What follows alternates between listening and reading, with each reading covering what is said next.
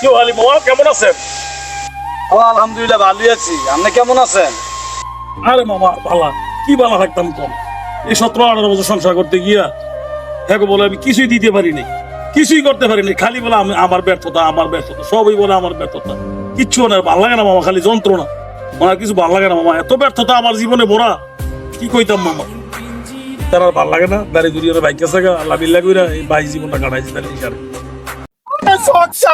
সংসার করতে করতে যাচ্ছি আমার যাচ্ছে সংসার আরে সংসার খালি করে সংসার সংসার করতে করতে যাচ্ছে আমার জীবনটা শেষ।